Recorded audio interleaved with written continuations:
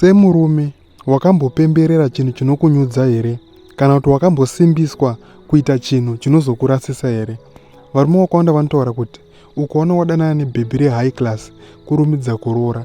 Hazi ukaona wadanana nemusikana waunoona kuti uyu ndiwo level pamusoro, usasanonoka uchiwanza ngano muchidanana kwenguva yakareba. Kurumidza kukanda pakicheni, gara wasekiwa bhebhi, rive rako zvamuchose.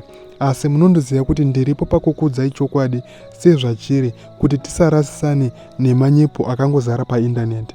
Varume, regai ndigare ndakuudzai. Ukaona uchidanana nemusikana wokuti anoita as ari kukuitira favor kudanana kwaari kuita newe, gara wasiya musikana iyi.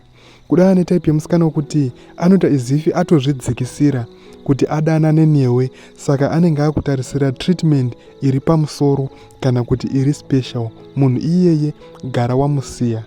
Hauzofa wakaenjoya chinhu chinonzi peace of mind kana kuti rugare rwepfungwa kana ukaroora taipi yevasikana vakadaro.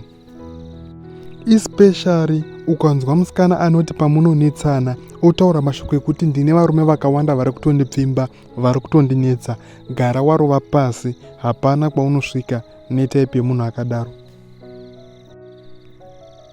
Ukaona hana yako ichirova, ukaona uchitotya kutorerwa musikana, zviri kureva kuti there is something wrong chiri kuitwa nemusikana iyeye, asi hausi kukwanisa kuchiona.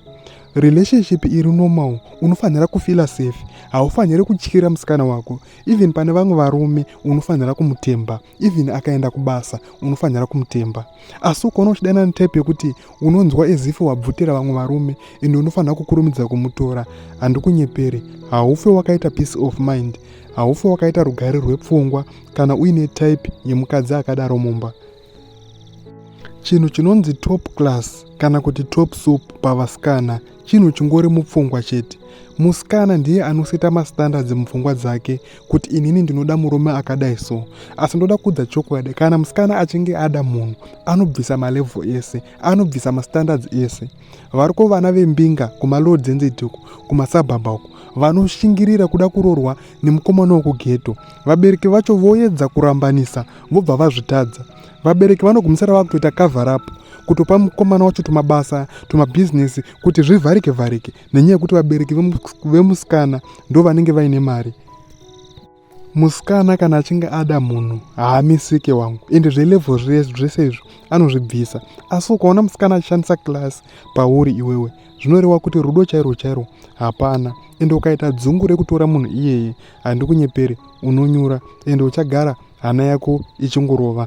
Hauite rugare rwepfungwa. Musateerera zvinotaurwa nevarume pasocial media.